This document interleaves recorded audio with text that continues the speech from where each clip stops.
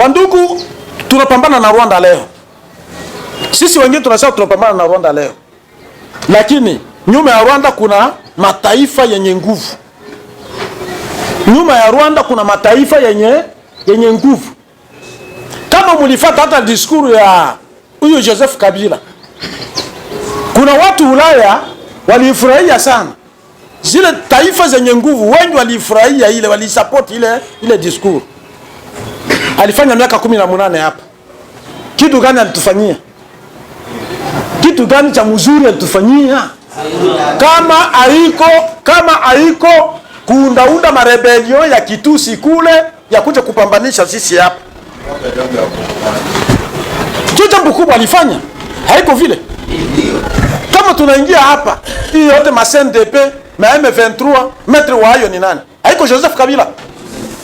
Simama imara kusema wapambanishe ile. Wamkina Mamadu Ndala, wamkina nani Bauma, wako wapi? Akuwamaliza. Aliwao wote. Sababu ni kope yake alifanya yeye. Mission iko hapa wandugu, tuambiane wazi. Watu wengi wanawaza kwamba ule Mnyarwanda anakuja kule sababu anakuja mission yake ni kuondoa Tshisekedi kule. Hapana. Kuko plan ilijengwa zamani. Mashariki ya nchi wanapenda waifanye kuwa nchi nyingine ambayo hiyo nchi itakuwa inasimamiwa na Mutusi. Mkutano ya hapa ilikuwa ya VDP au ya Wazalendo, coordination ya Wazalendo, ya coordination ya Sud. Ndio wenyewe walikutanana kwa leo hapa. Kikao kilikuwa na kitu cha kwanza ilikuwa prise de connaissance. Ina maana baada ya coordination kuundwa, watu walikuwa mbali. Watu walikuwa mbali, kuna wenye walikuwa muaxe ya Minembwe, wenye walikuwa muaxe ya Rurambo, Kageregere tusa. Na baada ya kuona watu walikuwa mu distance, tukapenda tufanye prise ya connaissance, tujuane gisi maaxe ilikuwa reparti. Na baada ya prise de connaissance ya watu kujuana, kulikuwa pia tulifanya kitu cha kuconsolide ile unite yetu sasa. Kutia ile umoja wetu iwe na nguvu na kuangalia mamezire gani tunaweza tukajikamate ili kazi iendelee kuwa mbele. Ni mambo ya kawaida. Unajua unaweza kuwa na watoto 3, 4, 5 ndani ya nyumba, na kunaweza kuwa mtoto ambaye anaweza pinga, ambaye hakubali mawazo ya baba yake. Inawezekana hiyo kuwa na makoordination za mingi sio kazi zaidi sana ambayo inaweza kutuprokipe. Na mkutano wa leo au kusema sana juu ya makoordination kuwa mingi. Mkutano wa leo ililenga sana kuconsolide unite ya coordination yetu na kuangalia namna gani tunaweza sogeza wengine wenye wanapotea wakuje tutumike kazi kwa pamoja. Kwa kukutana, unajua mkutano kwanza ni sabuni ya roho, ndio tunasema. Mkutano ni sabuni ya roho. Sababu gani? Sababu wakati mnakutanana kila mtu anatoa mawazo yake, kitu cha kwanza, na wakati mnakutanana kila mtu anatoa matatizo yake, na pia mtu anasema kitu ambacho kinamkera ndani ya roho yake. Asante. Hiyo ni shabaha kubwa mkutano, na ni muhimu sana wa mkutano. Hapa tulikutanana, Wazalendo walikutanana, kitu ambacho tunapatia population assurance ni kusema hii ma insecurity yenye wako walikuwa wanasikia, hii masase yenye wako walikuwa wanasikia, na habari mbalimbali za kusema adui anaweza kakuje au M23 inaweza kakuje. Mkutano wa leo ulilenga kusema tunajipanga vizuri na tunaendelea kujiandaa na population iwe calme, ijue kama watoto wao wa VDP walijitoa tangia muda mrefu, na tuko hapa tunasimama juu yao, na hakuna kitu ambacho tutakuja kuwasumbua wakati sisi tuko pale. Elvin Bwija, mratibu wa shirika la kiraia la Wazalendo wa Kongomani Sosiko RDC, pia mtafiti wa masuala ya usalama. Mtangazaji, unajua mimi kama mratibu wa shirika la kiraia la Wazalendo wa Kongomani Sosiko RDC, ilafali nialikwe pour nisikie, parce que unajua kama osea CRT Wazalendo CRT elema FARDC kulikuwa confusion ilikuwa di kumangambo ya makoordination utata wa kutumika kazi.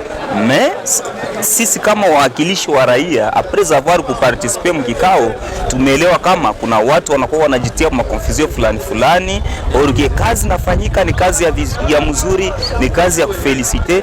Kama tukingali tunaonekana Uvira pour le moment, c'est parce que wakombata resista wazalendo waliweza kumetre mamekanisme zote na mastrategia na application kwa ajili ya kusekirize mwingine, na usi mwa ile mtangazaji, ni mambo ya kufurahia, na tumerekomande hii vikao ikuwe na jimultiplier kesho leo kikao, kesho yake kikao, pour kusaidia paske mara kwa mara unaona certains elements FARDC, certains elements wazalendo incontrole wanakuwa biko wanazagazagana masilaha, on dirait que Uvira inakuwa deja mwingine circonstance. Ile ni mambo ambayo tumeelezewa tukafurahi sana sa vile bazalendo. Kwa jina mimi naitwa Pasteur Kashindi Kingahati, niko défenseur des opprimés, en même temps niko responsable ya mouvement banaita MDP yenye naongozewa na General Makanaki Kasimbira John. En même temps niko coordinateur chargé na suivi mu coordination ya bakadre politiko ya wazalendo wa province yetu ya Sud Kivu. Kiukweli tangu niko mkutano ya leo imenifurahisha zaidi, kwa sababu ni mkutano yenye nilikuwa nalilia kwa kila wakati. Kwanza nilikuwa ninaanza sumbua hata viongozi wangu kuambia kwa nini tangu muingie kwa madaraka ya kuongoza coordination hamujawahi kufanya kikao. Lakini siku ya leo wakati wamefanya kikao kama na hiki nimefurahi sana, kwa kuwa ni kikao kimekogota watu wengi na kuwatoa makonfusion zenye walikuwa nazo. Premièrement, leo kulikuwa chanson yenye ilikuwa inakuwa chante mo watu kusema kwamba watu wanagabulika, hawako pamoja, lakini siku ya leo ilionyesha kwamba watu wako pamoja. Na ile nilikuwa naimba kati ya watu wenye tunapigania kuambia kwamba ama wenzetu wazalendo kuambia kwamba kiukweli kitu cha kwanza kama tunataka tushinde vita, tugombanishe ukabila, tumutie Mungu mbele, tuwe pamoja. Wakati tutakuwa pamoja tutashinda vita na tutatembelea kwa nia moja na adui hatapata nafasi ya kutuingilia.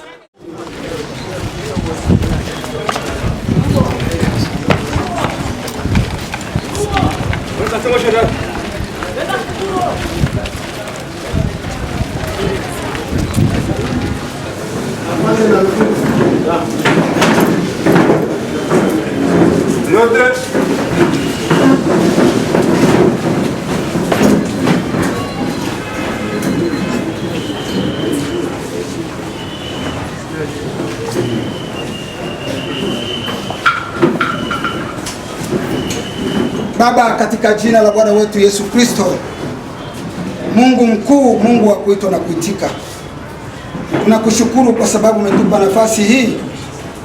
Tunakiweka kikao hiki mikononi mwako. Kila chochote tutakachokifanya tunahitaji mkono wako juu ya maisha yetu.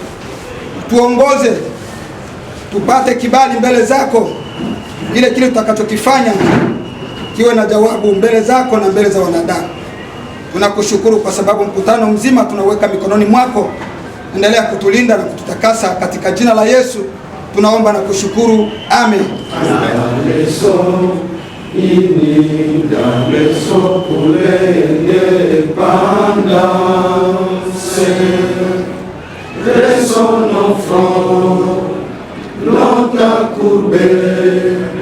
Et pour de bon, prenons le privé dans la paix. Au peuple Adam, parlez la paix. Nous bâtirons un pays plus beau qu'avant dans la paix. Citoyens,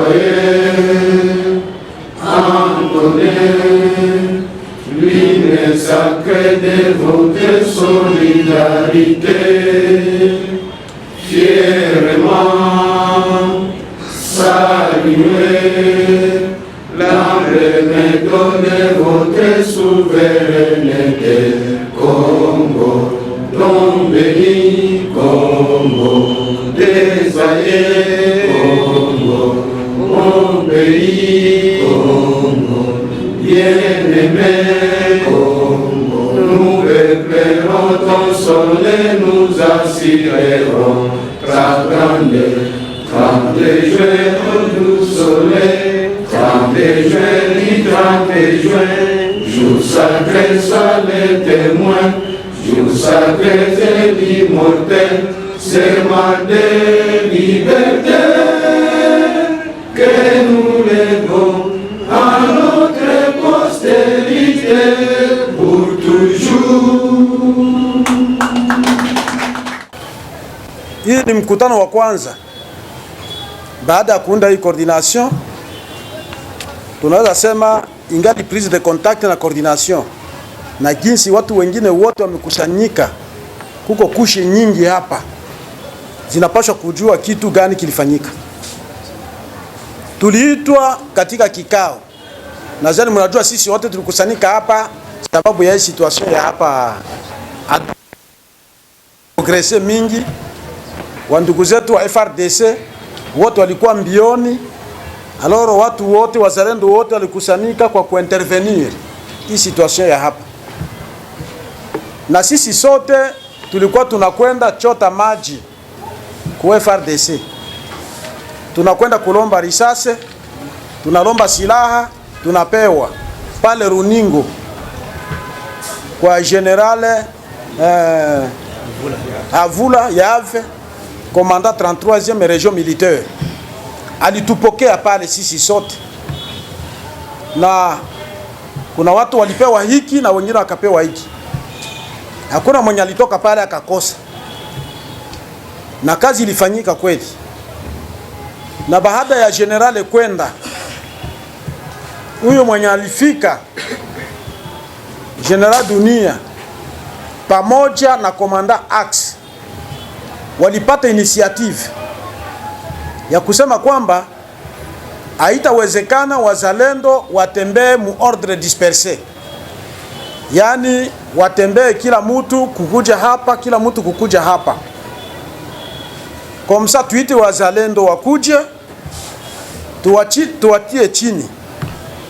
Walituita, wakati walituita wakatutia chini, wakasema kwamba tunapenda nyinyi wazalendo wote wenye kuwa mwai axe mufanye structure moja, sababu tuanze kutrete na ile structure. Kama ni kulomba chakula, kama ni kulomba risasi, mukuje hapa, ile structure njoo itakuja hapa kulomba na inagabulia watu wengine. Wazalendo oye! Oye! Ile ni mawazo ambayo ilitoka kwa viongozi wa FRDC wenye tuko na wao hapa. Kweli tukaona kwamba tubaki chini, tukatoka nje, tukakwenda kanisa ganile wa pale tu kanisa Abaneo. Tuliingia pale tukajadiliana. Baada ya kujadiliana, ikaonekana kwamba ni lazima kweli tukubali ile ambayo viongozi wa FARDC wametushauri. Vijana wakasema kwamba wewe mzee utubebe. Wakanichagua mimi kuwa kordo wa kwao. Wakachagua Kasimbire Makanaki kuwa adjoint observance wa kwangu. Wakachagua Rene Itongwa kuwa ademelogi. Wakachagua Nyakiriba Matebura kuwa chef weme. Walikwenda kuchagua, leta ile liste bwana, sina watu yote mkichwa, anza kusoma bwana. William Amuri sauti. William Amuri ya Kutumba. Makanaki Kasimbira John observance. Rene Itongwa ademloge. Nyakiliba chef M. Lweka na Bambaka Jean 1. Igaya Bazega Idi Amin GD. Alonda Bita Alida G3. Hapana, unaenda haraka. Sema vile ilikuwa. Kama après tukafanya G3. Jonas G4, Dalton, porte-parole. Jean-Claude Elofe, CG. Bale balikuwa na bajoint ya kwao, okuta bajoint pale. Sasa vile kuma GG. Yeye alikuwa adjoint CG. Ah, okay, merci. Ndio vile nipenda. Premier axe RN5. Sasa baada ya hapo ikaonekana kwamba wakati tunapewa hii coordination ni lazima pia tukreye maaxe, tukakwenda kuona kuko axe karibuni 6. Zile axe ambazo tulikreye ndio hizi sasa ambazo na kama mimi nilimusimamisha nikasema asitaje Alondabita Alida, ataje Kamama, sababu pale vile mwenye alichaguliwa kuwa G3 alikuwa Kamama. Na baada ya yeye kujiondoa akasema mimi sitatumika na nyinyi, ilikuwa baada nadhani ya kama wiki mzima hivi, kikao ikaonekana kwamba tuchague mtu mwingine pa nafasi yake. Ikachaguliwa bwana Alondabita Alida angesimama, akatiliwa pa nafasi yake sababu ile fasi isikuwe vide bakia.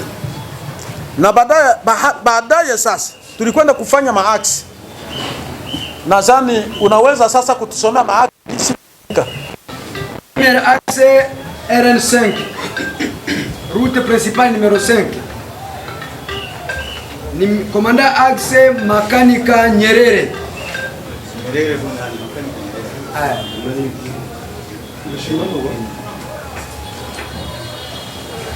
Niye pale ndio alikamata ile fonction ya commandant wa premier axe RN5.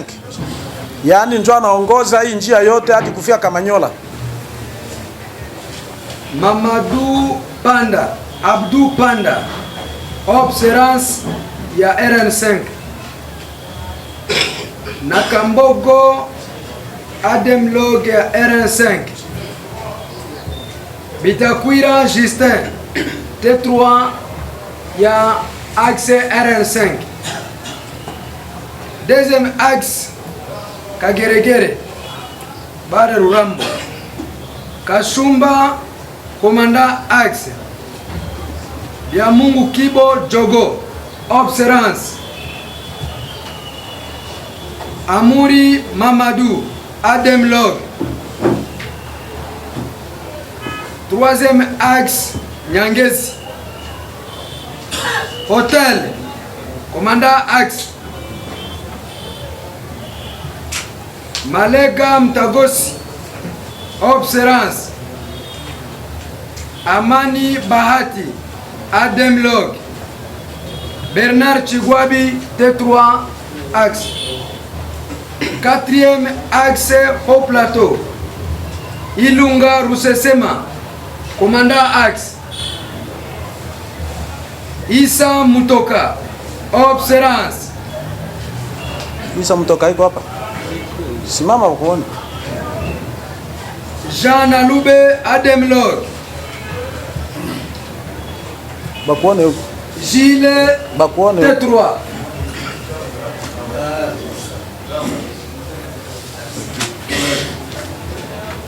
Cinquième axe Minembwe Sud-Ouest Kalembe Delfe commandant axe. Risasi Mwanakaenge observance. Queen Sierra Adem Log. Sixième axe route Mwenga Kakobanya commandant axe. Zelambuma observance. Medi Adem Log. Nawaza tulishia pale kwa ici axe. Wazalendo oye. Oye. Nadhani zile ndio axe 6 ambazo tulikwenda kukreye ili tutumike nazo kazi hii.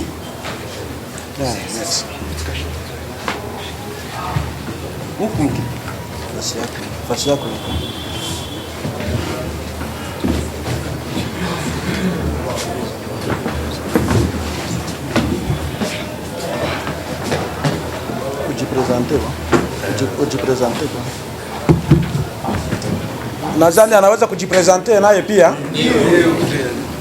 Ndiyo, asante. Tunashukuru Mungu kukutanana siku ya leo hapa kwa mkutano. Sawa, mimi naitwa kwa jina la Makanaki Kasimbira John Kadandari. Asante. Bana ni sababu tuisha kupresente yeye ndio observance wa coordination. Bana yua tu kila kitu. Mzee, na kuomba uwe macho. Kazi ambayo tumekupa sisi Wakongomani kazi nzito.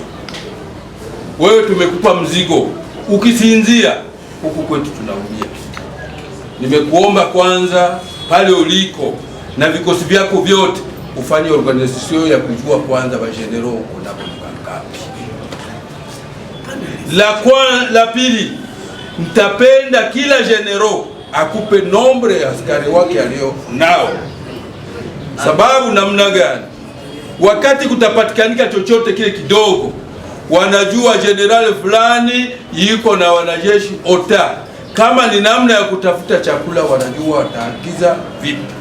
Kama watatafuta madawa, wajua wataagiza vipi. Watapopata maarmema, wajue wataagiza vipi. Swali lingine la pili, na kuomba servisi yenye utakuwa unatumika nayo wakati uko coordinateur na bavisi yako bako pale, kama hauna bureau de ya kukomaa kwa kukupa ripoti za kukamilika, vita utashindwa kutumika. Na wale watu ambao wale wa bureau de wawe ni watu ambao unajua muda wowote uwe na mawasiliano nabo, kujua matatizo yenye yako mfuroza. La ine, na kuomba mheshimiwa, wakati unasimamia kikosi hicho, nenda pande wa biro kata, uhakikishe askari yoyote yule anayekwenda kwenye mapambano ahakikishe anapata chakula, sababu bila kula askari hawezi kuweza. Hata gari unafikiri bila kuipa essence itatembea? Itatembea? Haitembei.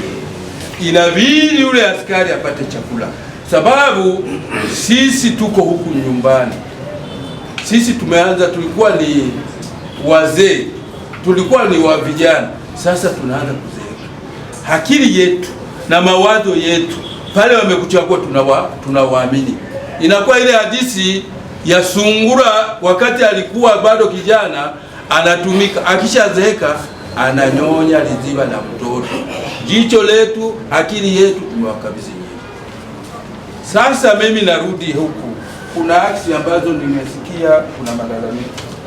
Wakati kama hii fasi ya R5 ndio nataka kurudia huko, wakati huko na vita na mahala huko adui wenzako wanatoka kule, mtu wakuwa naye kwanza direct mzuri ni huyu raia ambaye anayetoka kwa adui. Ule raia anayetoka kwa adui unamkaribisha, wakati unampa maneno mazuri, atakupa siri ya adui jinsi anavyojipanga. Mimi nataka kuambia sasa, kuna ugonjwa. Mimi mdogo yangu, mtoto wa mama yangu mdogo, nilikuwa Kigoma, nilifiwa, wengi labda hawakuniona hapa. Mdogo yangu alifariki, mdogo wake na marehemu Pauvre Bidalira alifariki Kigoma, nimeenda kuzika. Sasa wakati amefika, alianza kunihadisia habari ziko huko mjini ya Mkapa, mpaka nikasikia woga. Akasema kama unatoka kule, unatoka kwa adui. Alitoka Bukavu juzi, wanaruhusu wale waasi, wanaruhusu watu wanateremka mpaka Mungomoti, mpaka unakuja kufika Kamanyola. Unakuja kuna nafasi moja kuko Kamba hapa karibu na nani ya huyu mzee alikuwa depute huyu anasaga anatima nani ya Vunga Katitima. anakuta huko askari pale, huwezi kujua wale wa askari, kunajitokeza huko kamba wanaweka pale na kamuti, wanajitokeza, anakwambia tupe hela kidogo, askari hautojua wanaishi wapi, wanatawika, wanajificha mle manyumba. Tena wanakwambia unaenda wapi? Mimi naenda. Wewe unatokea wapi? Wanaanza kumhoji, wewe hauwezi kuwa labda ulikuwa askari unakimbia hivi na hivi. Sababu hizi habari ambazo wako wanasema za kukimbia watu ni kama hivi jinsi alivyo, kama vile mzee Mayele amesema.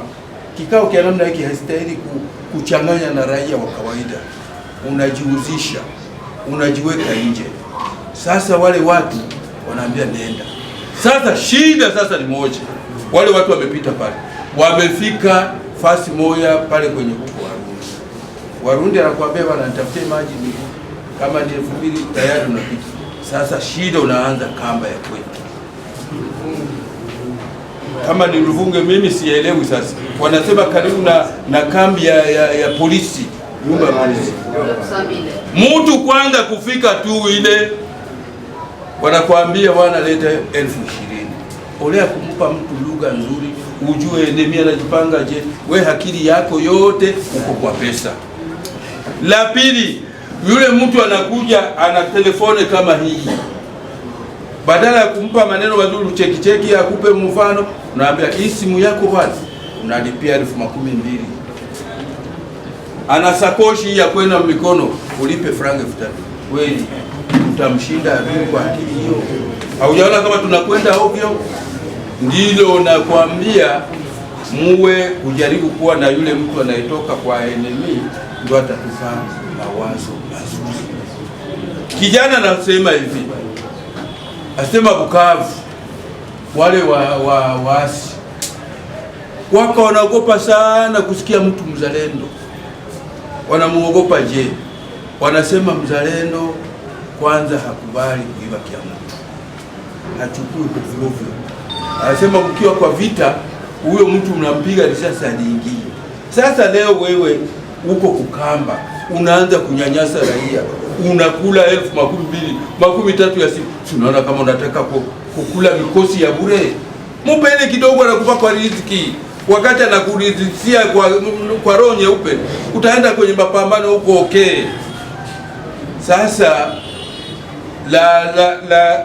la tano, kwa kweli ningewaomba hivi, kila kamba yoyote ile msiweke watu wa kutoza tu pesa, uwe mtu wale wa birode ndio washughulike sana kujua, sababu enemy anaweza kupita pale, anaweza kumasikia franga, kumbe niko na mambo mengine.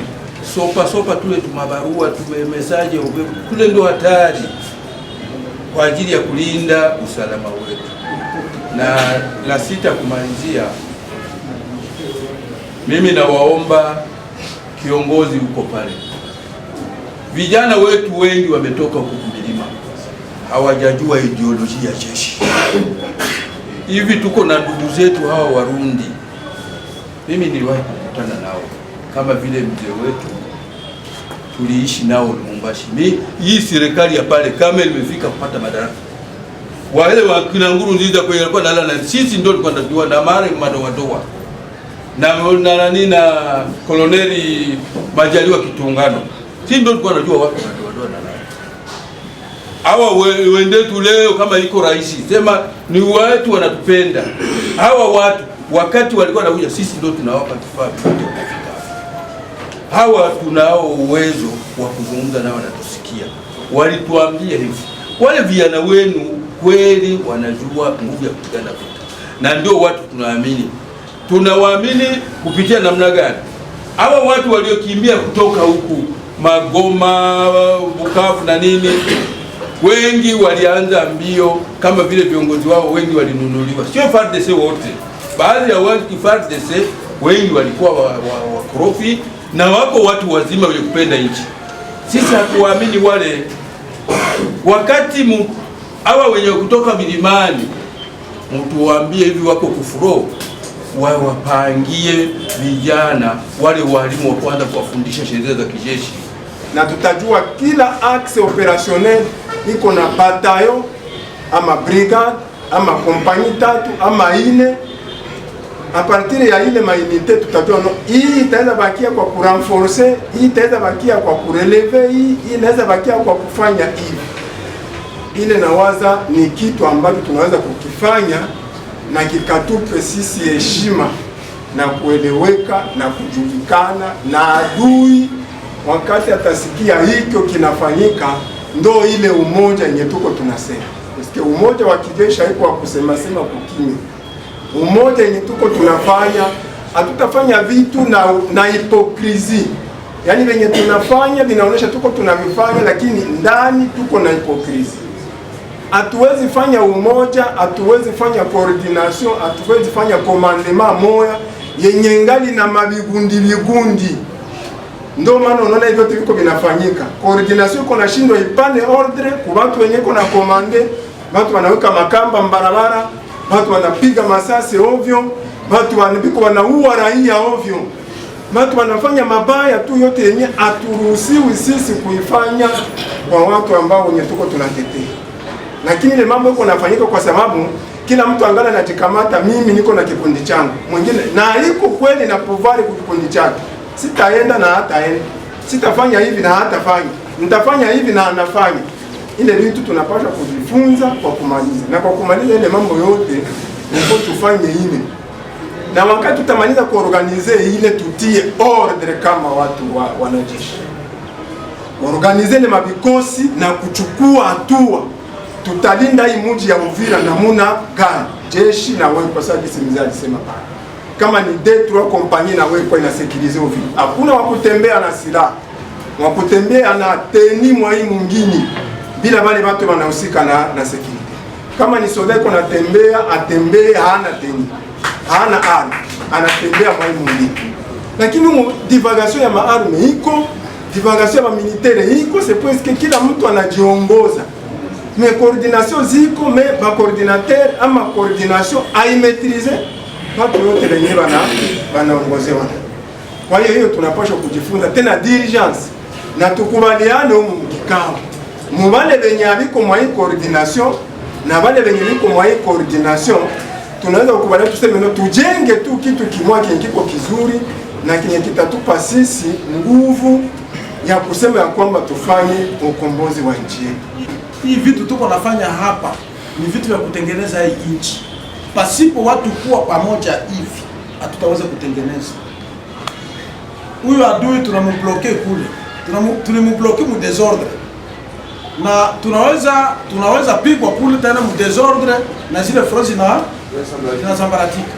Na kama kitu tulianza na desordre, tukifanya mu ordre sasa ili tukikaze zaidi pour que ile frozi sambaratika na tuendelee pia hata mbele. Ile ndio malengo yetu makubwa. Na ndio maana sisi tulisapoti sana ile serikali ambayo ilisema tuwe sisi wote pamoja. Na kadiri vile wengine wanasema hapa, ni vizuri na wengine wote wenye wako hapa, ni vizuri tuangalie namna gani tusaidiane ili kutia watu wote wakuwe pamoja. Nadhani tunashukuru pia maire de la ville kufika, ijapokuwa alifika nyuma kidogo, lakini kufika kwake ni kuzuri zaidi, sababu pia na yeye anaweza kuwa na mchango wa kutusaidia kwa kuleta umoja uzidi kuwa na nguvu. Tazungumuza kidogo kuhusu uzalendo ambao bwana hapa alisema kwamba uzalendo, tunaita uzalendo ni Kiswahili, mulugha nyingine za kigeni tunasema patriotisme. Kuitwa mzalendo sio jina. Mzalendo sio jina ya kuitwa kila mtu anajitapa niko mzalendo. Hapana. Uzalendo ni kazi ambayo wewe umeifanya. Ni kwa matendo yako ndio itatuma wewe uitwe uko mzalendo. Sababu tunajua kwamba mzalendo ni mtu, kitu ya kwanza tutawaambia hapa, unapaswa kupenda nchi yako. Nchi yako ni nini? Ni majani, tupende majani yetu, tupende milima yetu, tupende majiwe yetu, tupende mali yetu, tupende maji yetu, tupende kila kitu, samaki, nyama zetu, kila kitu. Na tupende watu wenye kuwa katika hii nchi. Kazi tunayo sisi ya uzalendo ni kazi ya kupiganisha uvamizi, mtu asikuje kutuchukua hata santimeta moja hivi ya udongo wetu. Sisi ile ndio yenye tulinapa kabisa. Mzalendo ni mtu mwenye kusaidia ndugu. Raia wa nchi yako ni ndugu yako, ni wewe. Umefanya kazi kwa ajili yake ule mtu. Ni lazima uhakikishe kwamba ana usalama. Usalama wake. Kama wewe uko mzalendo na auonyeshe usalama wa ule mtu, ule raia ambao wewe unajigambia kusema unamulinda, unasema uongo. Hauko yule mzalendo.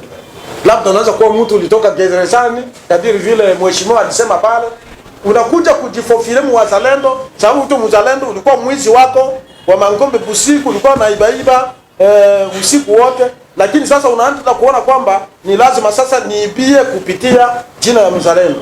Wewe wako mzalendo. Kwa ndugu wapenzi, kitu tunawaambia ni kusema kwamba huyu adui ambaye tumepambana naye amejiandaa muda wa siku nyingi. Sisi tulikuwa distrait tu, amejiandaa kabisa muda wa siku nyingi. Na iko na mission. Iko na mission. Sisi tukikamata hii kitu, sawa vile aventure moja hivi, tunaweza riske kuperdre hii nchi. Wazee tunaweza poteza hii nchi. Na tukipoteza hii nchi, hatutapata nchi nyingine. Tubifanya sawa vile aventure, basi mjue kama mambo itaribika zaidi. Kwanza kupoteza mji wa Uvira itakuwa ni laana kwetu. Itakuwa ni laana kwetu sababu gani? Ukihesabia kuanza Makobola hapa kupita hapa plane yote kufika kule kufro, na hii milima mifupi milima mirefu iko hapa. Hapa kuko silaha nyingi sana. Tuliziorozesha sisi. Tukikwambia hesabu tuliorozesha silaha hapa. Kila mtu mwenye gundi alitoa silaha zake zenye, kama alificha zingine sawa, lakini zile ambazo tuliorozesha tu ni silaha ambazo zinaweza kufanya vita hapa, na huyu adui asisimame. Hata akuwe na nini. Sisi tuna hesabu ya watu wengi na silaha nyingi kushinda hata huyu adui hapa. Lakini kulingana na kukosa organization, na ndio maana huyu adui angali anasikilika hapa. Wandugu, tunapambana na Rwanda leo. Sisi wengine tunasema tunapambana na Rwanda leo. Lakini nyuma ya Rwanda kuna mataifa yenye nguvu. Nyuma ya Rwanda kuna mataifa yenye nguvu. Kama mlifuata hata diskuru ya huyo Joseph Kabila, kuna watu Ulaya walifurahia sana. Zile taifa zenye nguvu wengi walifurahia ile, walisupport ile diskuru. Alifanya miaka 18 hapa. Kitu gani alitufanyia? Kitu gani cha mzuri alitufanyia? Kama haiko kuundaunda marebellion ya kitusi kule ya kuja kupambanisha sisi hapa. Jambo kubwa alifanya. Haiko vile. Kama tunaingia hapa, hii yote ma CNDP, ma M23, maître wa hayo ni nani? Haiko Joseph Kabila. Simama imara kusema wapambanishe ile. Wamkina Mamadu Ndala, wamkina nani Bauma, wako wapi? Hakuwamaliza. Aliwao wote. Sababu ni kope yake alifanya yeye. Mission iko hapa wandugu, tuambiane wazi. Watu wengi wanawaza kwamba ule Mnyarwanda anakuja kule, sababu anakuja mission yake ni kuondoa Tshisekedi kule. Hapana. Kuko plan ilijengwa zamani. Mashariki ya nchi wanapenda waifanye kuwa nchi nyingine, ambayo hiyo nchi itakuwa inasimamiwa na Mutusi. Tuko pamoja? Na hiyo nchi, sababu gani wazungu wanapenda hiyo? Wazungu wanapenda hiyo sababu hiyo eneo ya mashariki iko ndani province 5. Inalengwa ni province 5. Province ya Tanganyika, province ya Sud Kivu, province ya Manyema, province ya Nord Kivu na Ituri. Hizi province 5 ndio wanalenga kuunda nchi nyingine ambayo utawala utakuwa ni utawala unasimamiwa na Watusi. Njoo mission ya yote vitu wanasikia M23, CNDP, nini, nanga na vingine. Na kwa kutafuta kabisa kutukandamiza sisi na kutuweza sisi. Sababu wao pia wako na experience. Walikuja na AFDL. Walikwenda kuona wakati walikuja na AFDL, walikuja kuwageuka huku. Wakarudi wakajenga RCD. Na wakati walijenga RCD, walipima kufanya mambo yao yote, lakini ilikuja kushindikana huku. Wana experience mingi ya kutia ndani Wakongomani. Wakongomani mara nyingi wako nakuja kuwageuka huku. Najua maana mliona wakati wa RCD walipima kugeuza, wanatafuta kwenda Sam City tu na kuondoa Wakongomani wote kwa haraka sana. Alikuwa ni Adolfo Nusumba ndio alikuwa president. Wakati watu wanatafuta kwenda Sam City, wakafanya remaniema. Wakati Azarias Ruvero. Tujue kwamba wako wanaendelea kujifunza mengi sababu ya kututawala sisi. System ya leo walileta.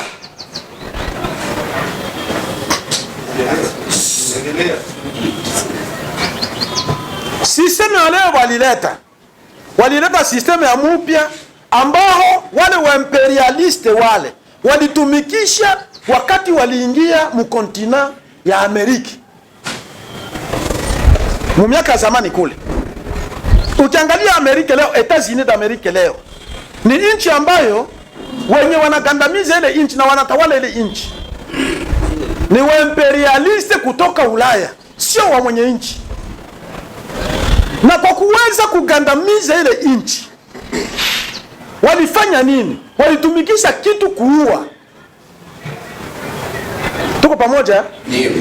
Kuua. Sababu ya kuua ni nini? Watu wote wenye kuelimika, watu wote ambao wana majina, wenye kuwa na bwami bwa asili, kusema hapa njoo kwangu. Ule mwenye kusema hapa njoo kwangu, njoo sible.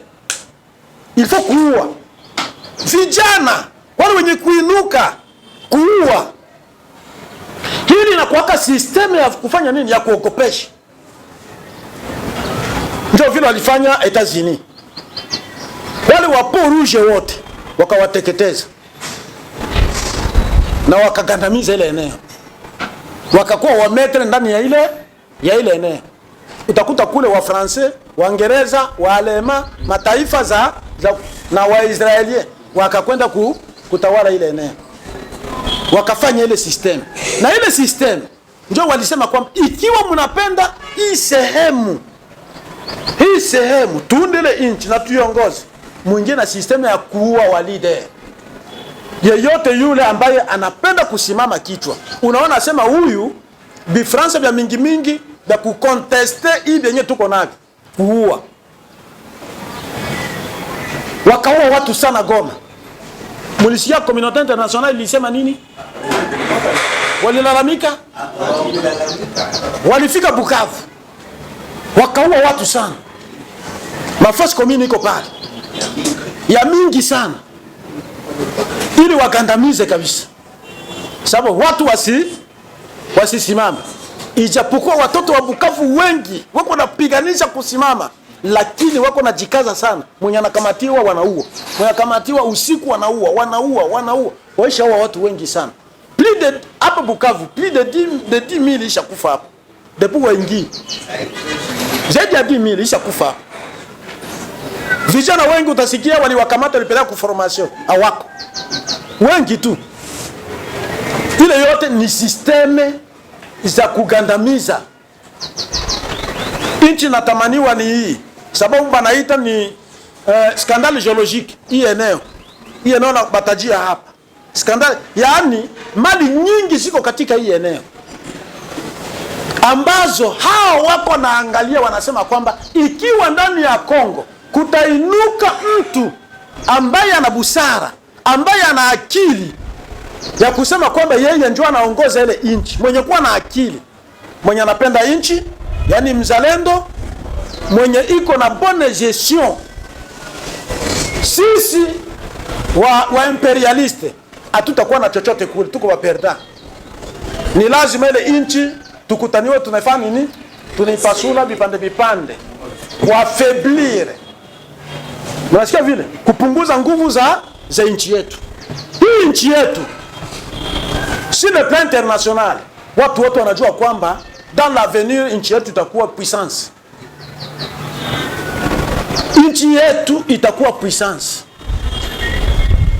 Yani ina reunir criteri zote za kuitwa puissance hii nchi ya Kongo.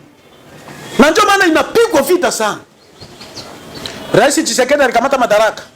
Na kama alikamata madaraka, tukiangalia vizuri, wakati alianza kutumika mbele, alianza kutumika pamoja na regime yenye ilitoka.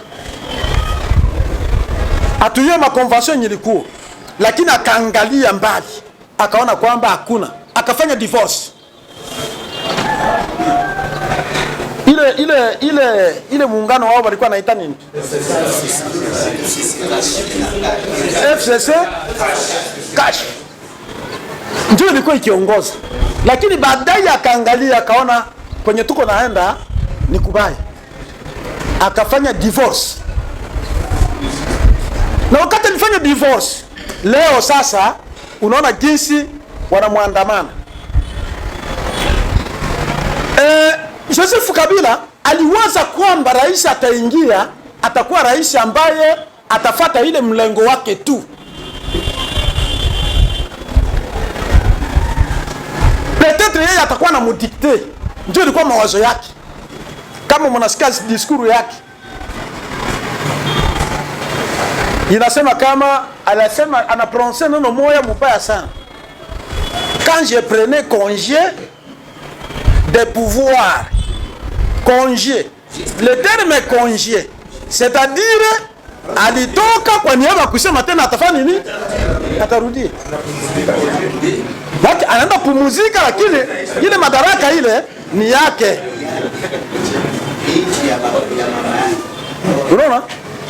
Aendelee na ile plan yake ya kutafuta nini nchi yetu, organiser ma rébellion pour que à chaque rébellion yenye kwa nafanya kama ni tuteta agression rebelle, kila wakati anafanya ma mouvement yake ma CNDP ma RCD manini, c'est une façon ya kudeverser ba officier rwandais bana bajaza ndani ya armée. Fala problème yenye Tshisekedi anakumbana nayo leo.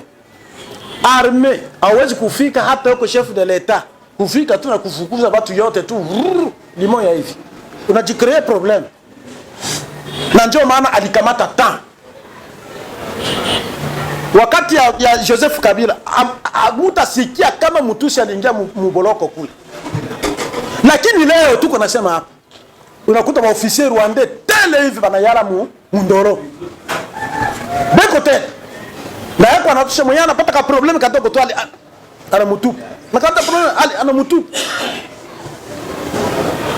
Mukupima kuangalia namna gani anaweza arme kuiorganize ili arme ikuwe na batoto ya nchi. Anaorganize arme, anapeleka batoto kwa mafunzo. Tshisekedi alifanya kazi kubwa, anadote arme, alikuwa na malengo. Na ndio maana wakati wote walikuwa na mulomba negotiation na M23. Alikataa, alisema hawezi kusema na M23, atasema na Rwanda. Sasa Rwanda ndio anamuagrese.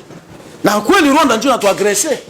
M23 ni kitu kimoja hivi tu kenye banaunda pale tu.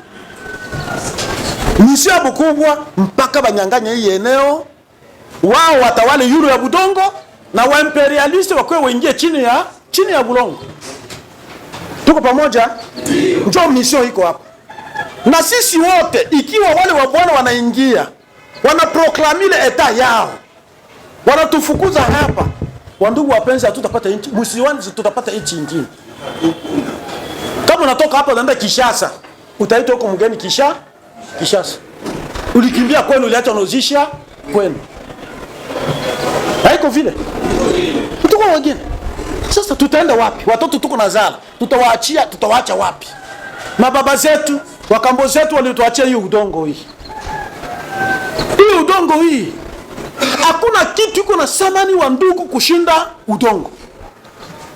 Na ikiwa tunazarau udongo, tuko naona sawa vile mtu wa M23 akuya anakuita kwa telefone, sababu anakupatia $1,000, anakupa nini? Wewe wote unaregea. Unasema wakuje wapite. Tuko na regrete sana kusikia mkongomani mmoja hapo anasema kwamba muache wajipitie wajiendee. Unajua wako wanatoka wanaenda wapi? Kwenye wanaenda. Sababu gani? Hapo na solicite bampatie kazi Bukavu. Bampatie kazi Uvira, watampatia kazi Baraka na fasi zingine. Wanaweza kukupropose, kukupatia kazi leo na wanakamata na watakupatia ile kazi. Na kukuua wanakuua. Sie kwa maono yetu atakuwa tunawaza kabisa kama huyu M23 tunaweza pigana naye hata hapa Kamanyola. Ndio maana tulianza depuis 2023. Kama muliano tulipata mawazo sisi ya kuanza kutuma watu Goma. Tuliona kwamba vile angali anatoka kule angali anaingia. Adui ilifo kumshambulia ile fasi angali anaingia kule na kumfukuza kumrudisha kule. Sababu akishaingia Goma, akishaingia Bukavu anakuja watoto bavoyuba kule bataingia mwele ma movement. Kesho itakuwa sema naona mnakuwa napigana wakongomani kwa wakongomani. Look. Hata hapa akiingia leo hapa. Huko watu watajiunga naye. Haiko vile. Akiingia Fizi huko watu watajiunga naye. Msizani kama watu wote wanakuwa na mawazo moja. Hakuna. Lakini hapa tulipata blockage hapa. Blockage tulipata hapa ni blockage ya huyu Rama. Huyu General Rama alikuwa hapa. Kumbe ni LCD wa damu na anaoa wale ndio bibi yake. Unaona? Anatuzuia. Anaturudisha hapa Kasenga hapa tu. Boti zetu kuegesha pale asema mpande maboti tena murudi. Huyu bwana ako na mawazo gani? Anatugeuzia maneno asema beko naenda kule sasa bwana ndio wataenda pokea M23 kule. Sawa wanapita hapa. Banaenda kule. Kwanza abakutuambia marezu ikakuwa mingi. Lakini tunaendelea kushukuru Mungu sababu yeye naye balimuingiza ndoro. Ndio. Ndio. Rais alijua bakamuingiza mule. Alafu kitu ambacho tunapaswa kujua hapa wa ndugu wapenzi. Kama atukufanya umoja. Kama atukusimama kama vile wanaume. Wa ndugu tujue kama batoto yetu. Njoo batatujije. Batatujije kwa batretre. Batoto yetu.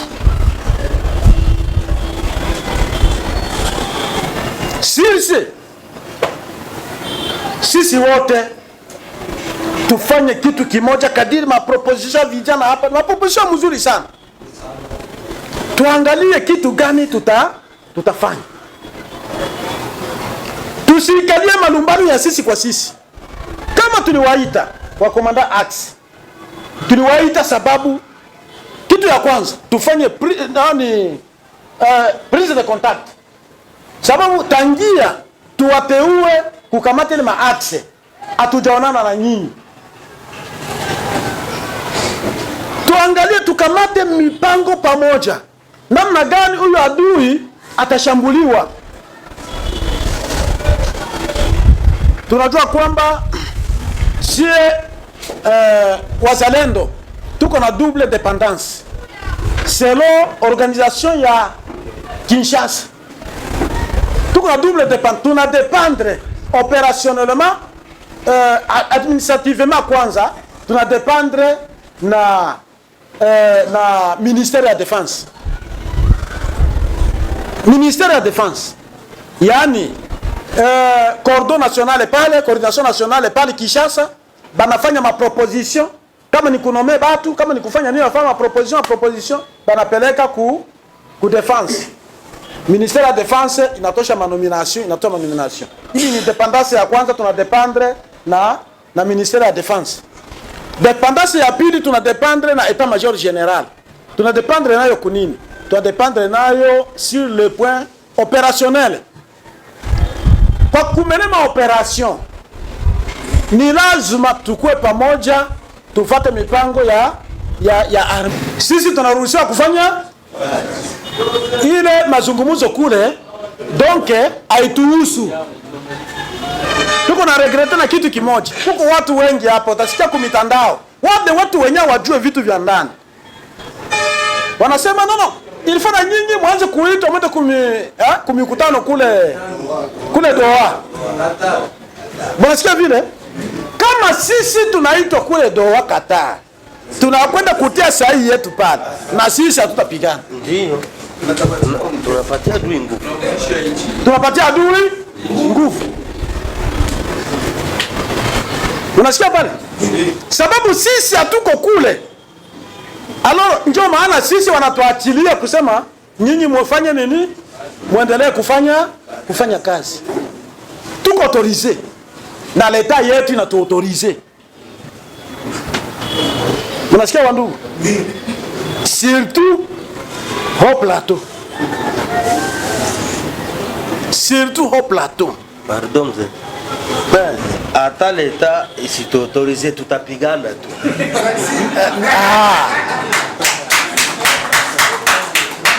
Hata leta isinge tuautorize, sisi tungefanya nini?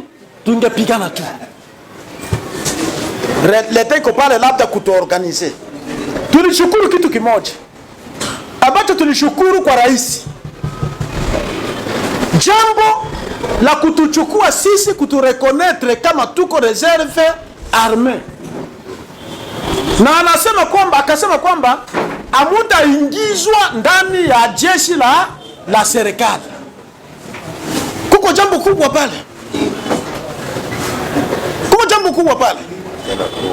Sababu tungiingia mule, donc tutagadamizwe na wale wa infiltre wenye kuwa ndani ya lile jeshi. Sio wote maadui ndani ya jeshi la serikali, lakini miongoni mwa jeshi la serikali muna maadui, hata miongoni mwetu muna maadui, lakini anatukamata na valere kubwa, ijapokuwa vitu vingi havijakuja. Tulimerema operation hapa mbele na tulipewa vifaa hapa mbele avaka tu akreye hii coordination. Na njoo maana amujapata hata likuta yetu hii moja. Hatutawapa likuta yenye sisi hatukupewa. Ile yetu tutapewa, njoo tutawaita na tunawapa. Lakini hivi tungali mfaze organisationnelle. Njoo maana tunawaita nyinyi mukuje tubakie chini, mujue kinyekuwa hapa na mipango yenye kuwa hapa na mipango mtatoka nayo hapa ya kufanya kazi kule. Kuko mtu wa yenu yote nyenye mnatuletea hapa. Tuko tunaandika yote. Tunajua gisi tutaifanyia kazi. Pour que tuangalie, tuameliore situation yenu kule. Kupitia na sisi plaidoyer zenye tutafanya kubale bakubwa ambao tunadependre nabo. Kulingana na mambo ya chakula, mabunga, vitu vingine, aliuliza kitu moja. Organisation hapa ziko karibu ni mbili. Utafia Baraka kule kuko organisation moja iko nafanyika, kunivua mafeke, kunivua vingine, kumaporo iko nafanyika. Ile organisation iko nafanyika pale. Tulisema no, ile chakula iko na kongolewa pale. Moja kwa moja yanzi kukabuliwa watu wenye kuwa kule. Ndio vile tulifanya kwa. Ndiyo. Lazani kuko magundi mingi yenyewe kuorozeshwa pale. Lakini yote tulipeleka kuli tukasema ifo baorozeshwe. Sijue mtu wa General Medi kama iko hapa. Ya? Ndo. Lazani iko pale. Nilisema ifo afike pale yeye afanye nini? Baorozeshwe bote. Batu yote baanze kupata chakula kule. Na hii magrupe ya huku, ayo nayo inaorozeshwa. Chakula iko naonekana hapa, iko inaenda hapa. Na tutapata nguvu ya kuingia hata ndani ya mji. Na tunagomboa ile mji wa Bukavu. Tugomboa. Huyu adui hana nguvu. Huyu hana nguvu adui. Tulishaka tunamujaribu sana. Ni question ya organisation yetu ingali vibaya. Na ndio maana tunapenda tufanye organisation yenye iko nguvu. Ile organisation ya nguvu ile. Ule adui tumfukuzie mbali, tumfukuze kule, arudie kule. Obezo tuingie tugomboe Goma na nafasi zingine. Unaona hata rais wa nchi wakati anaenda kumikutano, ikiwa migini inaendelea kwenda inatombe mu mikono ya adui, ataenda kumikutano kule mposition ya faiblesse, na atasede vitu vingine kule vyenye asinge sede. Kama alikubali inamupa nguvu. Kwanza watu wengi wakati walikuwa na basi watu wengi Kinshasa walikuwa nadhani Uvira ilishakatombe. Ndio kama natuuliza, Uvira inatombe je? Inatombe je? Na hii masasi iko nalialia ya mingi masasi. Uvira yatombe. Na anapata uhakikisho sababu chef d'etat major mwenyewe alifika hapa, ministre wa defense alifika hapa, na wengine wa ministre wanaendelea kufika hapa na wanapeleka maraport, gouverneur anarudia anakuja, wanapeleka maraport. Uvira iko nzuri sana ambao mliifanya. Il faut tuangalie Kamanyola hii. Adui iko faible. Adui iko faible. Il faut tufanye organisation. Wandugu wapenzi, kukosa kwetu kwa organisation. Leo serikali inakuwa natupatia vifaa kupitia magrupe. Vraiment na sisi tunaopa recommandation. Recommandation yetu ni kushauri wa vijana wengine wote ambao wanapenda kufanya vitu vingine tofauti na umoja. Abita tupeleka fasi. Kama ni madaraka, waje tuikale chini tuseme hapa, tuangalie namna gani tutapanga watu kwenye tunavuruga watoto. Sisi wakubwa wa magrupu arme tunavuruga watoto. Watoto watakuwa na mawazo kufanya vita. Unamwambia wewe bwana, wewe usifanye kazi, rudia. Ule uko unafanyia kazi kule haiko siko naye pamoja. Na ule mtoto alikuwa na besoin kufanya kazi. Tuliviona huko. Ya mingi tu tuko naviona huko. Kwa hiyo mkamati ile jukumu vraiment ya kuambia vijana wengine waangalie namna gani tufanye kazi. Tufanye kazi tutoka hapa huko. Bila ya njia ya milima. Ile njia ya milima atukupitisha adui kupenda kwetu. Adui alitusurprendre. Wakati tunafunga hapa sana. Adui anaingia tunapata habari adui anaingia kazini. Adui anaingia Rurambo. Wakati anaingia Rurambo, tulitosha vikosi sisi Ruvunge hapa. Tunavipeleka kule. Na vijana pia wa kule Rurambo na wengine. Tukakuwa pamoja na FARDC, tukashambulia adui pale Rurambo. Sasa wakati pale tunashambulia pale, akazipasua. Walikuwa karibuni mile hivi. Ilikuwa kama 600 njoo ilipita. Wale walipasuka. Le reste le gros ikarudia Kaziba. Tukaifuata Kaziba ale, tukairudisha. Wale wenyewe walienda, njoo wale walienda vile ti mpaka wakaingia Minembo. Na nadhani wandugu waisha wapunguza pia. Courage sana. Na pamoja na ile, sisi tuko napanga namna gani vile wewe unakuja hapa. Tutafanya na wewe maseanse mingi sababu ya kuangalia namna gani kule adui mwenye kuwa Kaziba na mwenye kuwa pale Luinja. Tuangalie namna gani yule adui arudishwe nyuma. Ile ni mipango yenye sisi tuko nayo. Nadhani leo ni weekend. Tunawaomba wandugu, wazee wetu wako humu na wengine wako humu, hata maire de la ville. Ikiwa kuna matatizo yenye mnatuona nayo, mtuite. Tutakuwa tayari kukuja kusikia lile ambalo mtatushauri. Tuko hapa kwa ajili yenu. Tuko hapa kwa ajili yenu, tuko hapa kwa ajili yetu sisi wenyewe. Na kama mtoto hana baba, akuwake mtoto mzuri. Anaendaka munjia mbaya. Kama tungana wa baba kama nyinyi na tunapata mashauri zenu. Yaani tunapata baraka zenu. Shauri zenu ni baraka mnatupatia. Ni lazima tuzifate kadiri vile ilivyo. Unyanyasaji uko mwingi sana. Ila ule ulisema hata kule. Tulibizungumuza. tulizungumza. Akida alikuwa pale, tulizungumza. Jori nyanyasaji wa pale. Kama isingekuwa kuja huku, tulisema kama sisi sote wale wa general 13 wenyewe wanatia watu pale, sisi wote tuikale kwanza chini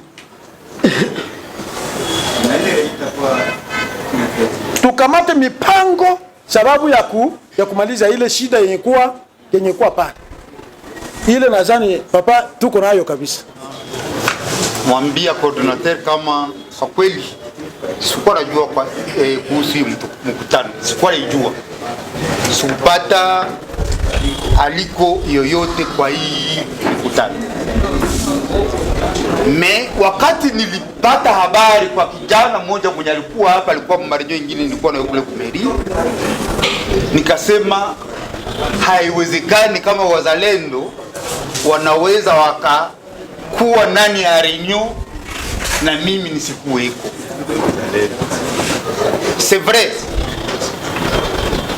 tuko tunaandika histoire ya Kongo a partir ya hapa kwetu Uvira. Kama nasema Uvira na Fizi ni kitu kimoja. Depuis independance mpaka leo, ile mingini njo yenye iliweza kufanya historia ya Kongo.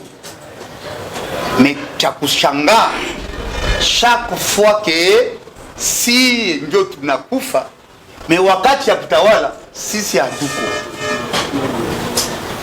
Juu ya nini? Juu wanasema kama autire ba leçon ya histoire, utasibiri meme ba erreur kila wakati. Puisque leo wa ndugu zangu, mnajua historia, jenke c'est vrai, haisemeki hapana. Niko le seul mwenye niliweza kukamata courage ya kubakia wakati balikuya nakumbuka a 4h du matin. Mtu wa mwisho wa serikali mwenye alikuwa kuniambia nitoke ni la polisi. Bali mtumana wanaambia kama hakuna tena mtu wa serikali ndani ya mwingine, tunakuya kukamata ili kutoka. Nikamwambia colonel wa la polisi, mimi sitatoka na niko hapa mwa hii nyumba. Kama ni wale wadui watakuya kumikamata hapa mnyumba. Sasa wenye walilipa nguvu ya kubaki hapa ni wazalendo, puisque njoo serikali yenye mimi niliwajiaga nayo, hakuna mimi ilikuwa ile boya.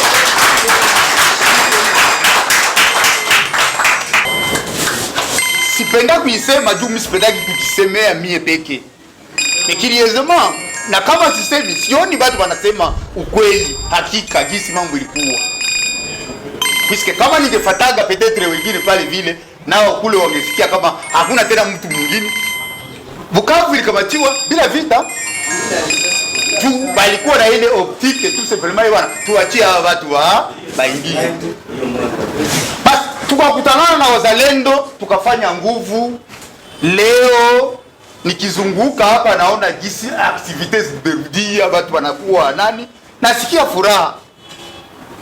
Na kwa leo kama wazalendo wako hapa wanayua historia, il faut waangalie kwenye tunatoka na kwenye tuko. C'est vrai kwako progression, puisque wakati natua kuzuria kwa hii reunion na kutana hapa jua kutafuta kwa umoja, puisque wandugu zangu si wenye tumesoma masomo ya watate upate diplome kama ya wapi na ya wapi na ya wapi. Nguvu kwenye pako nguvu inatoka nafasi moja tu, ndani ya umoja. Na ndio masomo walituachie watate, wanasema umoja ni nini? Bila umoja ukuwe nani, ukuwe na franka, ukuwe na masomo, ukuwe na cheo, bila nguvu bila umoja hakuna nini? Hakuna nguvu. Wakati nakutana deja hapa wazalendo wanaanza kukutanana, nasikia furaha kubwa sana. Ni kitu kimoja mnapaswa kujua na mampashe kusahau. Mimi ndugu yenu niko leo maire de la ville à l'intérim wa Uvira. Me niko napata bamenase kabambi sana kuhusu ushiriki ninayo na wazalendo. Sasa cha maajabu wa ndugu, na nilifurahi sana hapa kusikia coordinateur iko naisema hapa hivi. Wa ndugu wapenzi, President Tshisekedi anaweza kuwa na ubovu wake. Ne msisahau kama leo uzalendo umepata nafasi c'est à partir ya President Tshisekedi. Wazalendo oye! Wazalendo oye! Kongo yetu oye! Courage mbele. Tshisekedi ndio mwenye aliitika, ni mzalendo wa kwanza mwenye aliitika kama a partir ya leo akaangalia dalili, anasema kama jeshi liko nalo halitaweza hii vita, ifo akuwe wasaidizi wazalendo. Sijana walikuwa wanabaita mambai mai, sivyo? Simuko mapori, simuko wanawafata hii. Meleo mko wapi? Mko ndani ya makoti. Sasa wandugu, pako makosa mbalimbali leo wanavika Tshisekedi ni kupitia wenye wanamrepresente Tshisekedi. Mimi hapa Uvira kwa hii vile ya Uvira mwenye kurepresente Tshisekedi ndani. Sasa kama wewe unajidai kama wewe uko unapigania Tshisekedi, utaanzia wapi? Utaanzia kwenye me unaweza kusema kama unampenda Tshisekedi, uko unakubania Tshisekedi, me vitendo vyako vinakuwa kinyume ya Tshisekedi. Na vyote vitamkia nani? Tshisekedi. Cho pale bie kwa mshangao mimi na hiyo kama leo wakisema félicitations au FARDC bana accompagner na nani na wazalendo. Kama mtu mwenye iko pembeni ya Tshisekedi anaweza kuja anakutana par exemple autorité nasema juu ya nini wewe uko na ikala na wazalendo? Est-ce que pako concordance pale? Hapana. Utajidai kama unaweza kuwa uko ministre, unaweza kuwa uko nani, mais le fait tout simplement unaenda kinyume ya vision ya ule mtu, automatiquement haumtumikie na quelque part là unaleta ubovu par rapport ya vision yetu konayo, puisque ennemi iko nani moyo. Na hii wakati nyuma ya Tshisekedi, puisque kitu kile watu wanapaswa kujua kama hii Kongo haiko ya Tshisekedi. Na mwenye amepatia mamlaka Tshisekedi ni nani? Ni wewe na mimi. Ni si wa Kongomani. Donc yeye Tshisekedi ni mtumishi asiye wa Kongomani. Sisi wazalendo hapa tunatumikia nani? Tunatumikia wa Kongomani. Sisi tunatumikia nani? Tshisekedi. Tunapaswa kuwa en harmonie par rapport tout simplement à cette petite vision là. Ndio maana à un certain moment comme ça ukiona mtu mwenye kuchanganisha FRDC na mzalendo seke réellement hayuwe benye iko ndani. Sisi wote tunapaswa kufanya nguvu zote kufanya aseke tuyue gisi gani ikuwe sisi wa serikali ikuwe mwe reserve, tuangalie sie wote gisi gani tunaweza kuunga Tshisekedi mkono de façon que kesho na kesho kutwa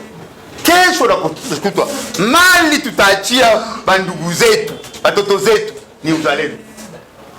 Puisque leo dunia mzima, Kongo mzima, macho iko wapi? Juu ya nini? Uzalendo.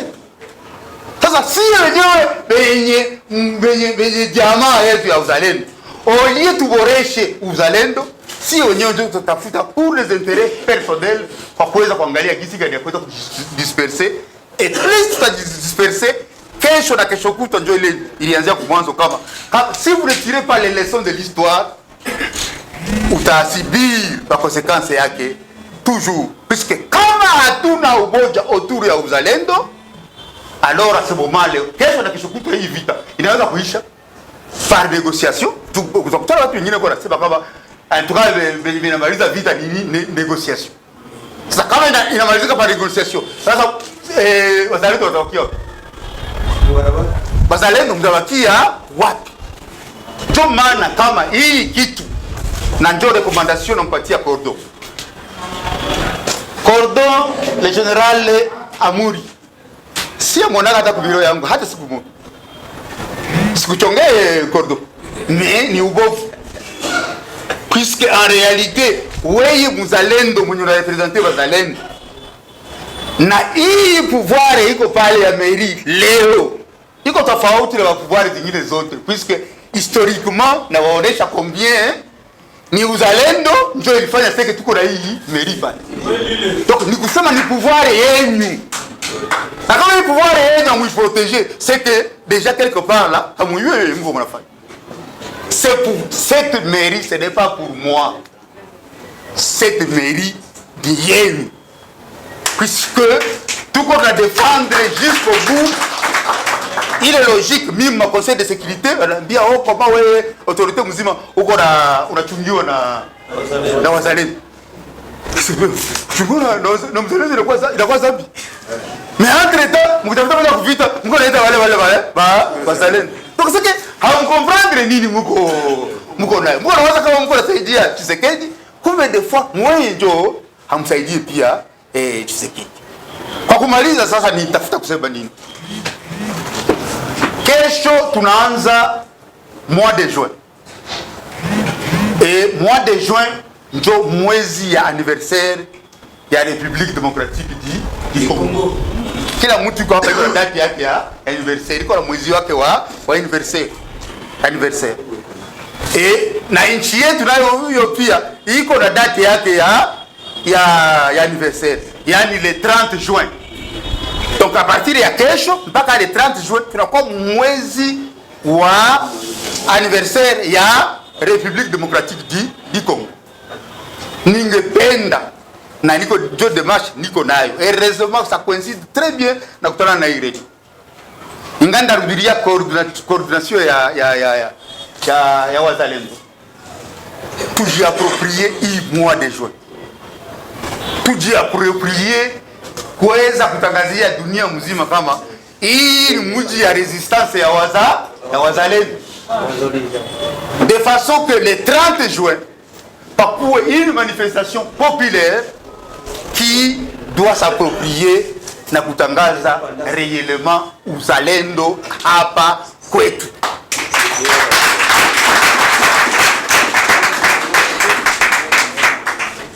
Niliona mafoto yalitoka ngambo ya Goma kule. Nikasema bezeti wako na ba initiative, mais si des fois hatuna ba initiative. C'est vrai, tunawashukuru na tunawafelicite na ile front mko nayo kule. Na iko natupatia fierté. Mais ndani ya mwingine il faut tuoneshe dunia mzima kama réellement Uvira ni ya wazalendo. Na uzalendo ce n'est pas kupiganisha serikali, uzalendo ndio kuya kukorriger ba erreur inafanya faiblesse ya serikali. C'est un vrai combat patriotique dans ndio uzalendo. Et ile ndio ilikuwa neno langu la mwisho. Mimi nashukuru zaidi sana kwa kuweza kufanya hii initiative na tuko tayari. General Amuri, ile mairie ni mairie yako, haiko yangu mimi. Ni mairie yetu. Mimi tu ni mchungaji pale. Il faudrait assez que tu kamate le pouvoir, tu ideuze effectivement, i défendre, ikuwe noyo ya kudefendre uzalendo, puisque wengi sana hawaiwe maana ya uzalendo. Na wengi wakatumikia wa intérêt zao personnel, tusitransmettre kesho ingie même pata Kinshasa, puisque uzalendo njo esprit moya itasauver République démocratique du Congo. Merci beaucoup. Mungu Baba na Bwana wetu Yesu Kristo, sababu ulianza pamoja nasi, mfalme wetu na Mwokozi. Kikao chote Baba tulikifanya hapa chini ya uvuli wako, mfalme na Mwokozi wetu.